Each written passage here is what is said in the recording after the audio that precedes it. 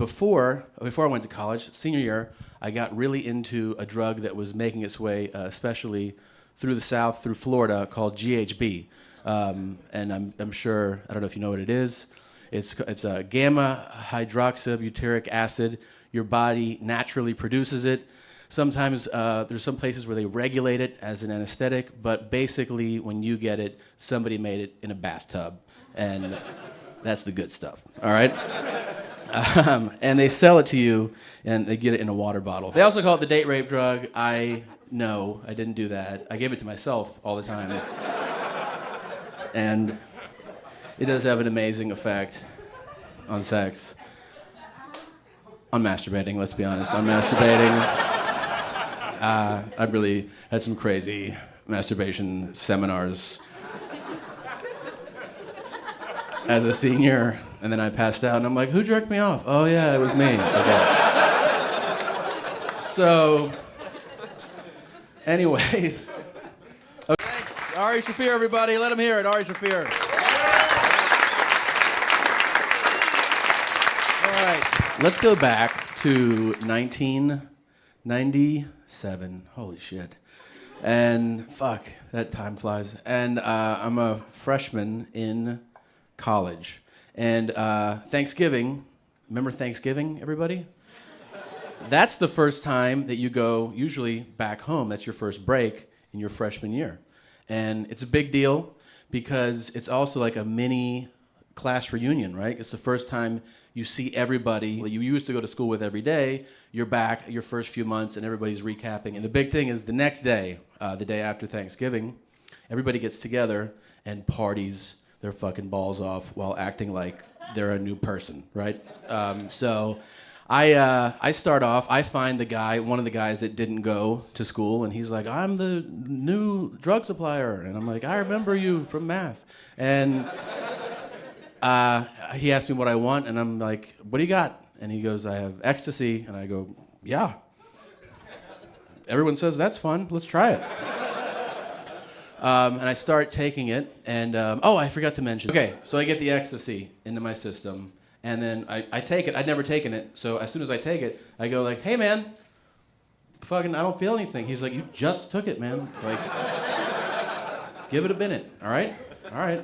So I'm hanging out at this party. We're at a party, everyone's together, and then we're gonna go to a bar. And at the end of the house party, on the way to the bar, I go, hey man, I don't feel anything. So he goes, all right, when we get to the bar, come find me, and I have GHB. So I'm like, okay. So I find him, and he's like, all right, let's go to the car. And that's always the big move when you go to the car, right? You're like, this is where dreams come true, in the car. A drug dealer's car is where it all lives. So I'm expecting what I know, which is a water bottle, and then a dose is the cap. So all you do is you pour the water into the cap, and you drink it like that. It tastes like ocean water, like seawater, right? Salt water. And then it's immediate. GHB, if it's good stuff, it's like, we used to call it permagrin, because you just be like, and if someone's like, fuck you, you're like,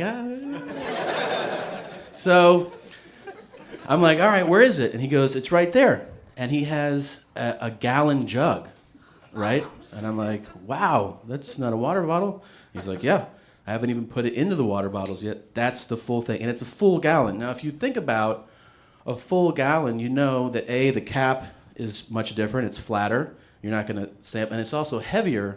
So I don't know how to pour it. So he's like, just take a shot. And I'm like, all right.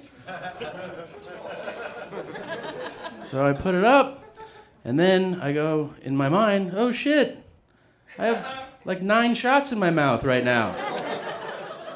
So the options are, do I spit it back into the main jug, which I feel like he's gonna be like, not cool with that, you know, being that he's a drug dealer and all. The other thing would be spit it out on the ground, and I don't wanna be rude, right? So I just go like, and I'm like, holy fucking shit. I have taken way too much GHB. Now, I'm leaving out the point that you're not supposed to mix GHB and alcohol.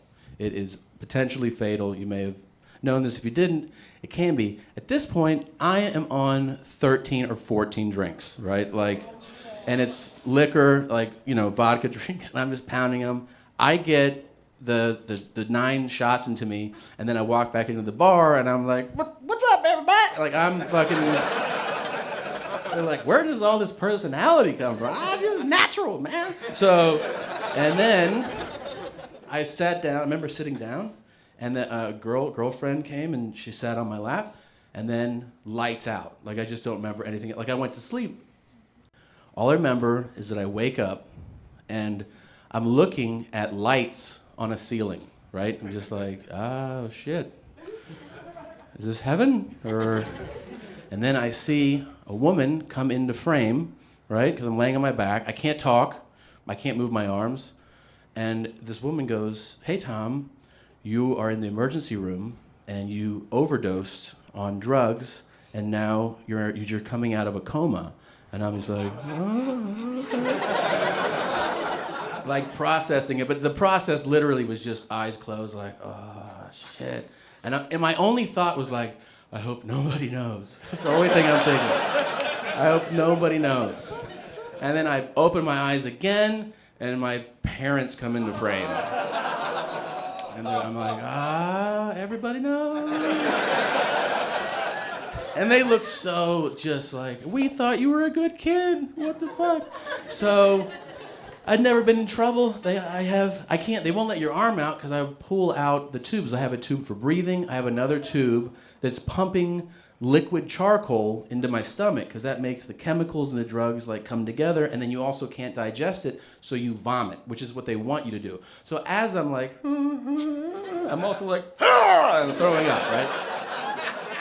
So they give me a piece of paper and a pen that I can't really write normally because I'm strapped down, but I can kind of chicken scratch. And they're like, what did you take? Because they're trying to figure, they don't even know what I took. So I write, heroin. And they go, are you serious? And I write, JK. Right? They're not like, good one. They're like, what the fuck, are you joking? So, then the kid in me, I'm looking at my parents and I'm like so worried about them. I write on the paper, I go, are you mad at me? And my parents, at that moment, my dad reads it and he goes, no, buddy, just disappointed. And I'm like, can you save that for when I'm breathing on my own? Like, so I'm in that emergency, I get moved to critical, then ICU. In the ICU, a doctor comes in who I hadn't seen yet. And I'm later told, this is a doctor. They tell me this is a doctor that saved your life. So I'm sitting there in the bed, and he comes in, and he goes, are you in a band? And I was like, what, man? What? And he goes, are you in a band? And I was like, no, I'm not in a fucking band. And he goes, well, you had enough in you to take down 2 drum players and a bass player, man. And I'm like, you now with the fucking jokes, really? And I go, well, he goes, what did you take? And I go, I had, I took a couple pills. I told him honestly, I had some drinks. And I took, some GHB, probably enough for like a lot of people. And he goes, what about the heroin? And I go, no, I was just joking. And he goes, no, you have heroin in your system. And I was like, really? And he was like, yeah, you have heroin, you have cocaine, you have PCP. He's like, you also have the same chemicals that are in like cleaners, like some of the super duty cleaners. And I'm like, what the fuck, man? And he goes, where'd you get your GHB from? And I go, one of my buddies from high school. He's like, oh, he's a good friend. He gave you some fucking WD-40 to put in your system. So I eventually get to breathe on my own and all this shit. And then he comes back, and they're like, the nurse tells me, the doctor that saved you wants to talk to you. And I'm like, all right. And I asked him, like, how did I survive? And he was like, honestly, because you're fat. Like, you're pretty fat. And I was like, what, man?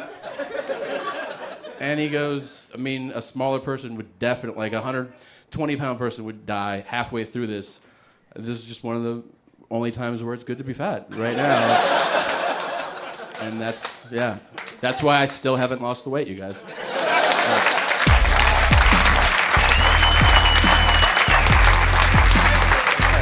No. I was like, the best part is when he called you fat. Tom Segura, everybody.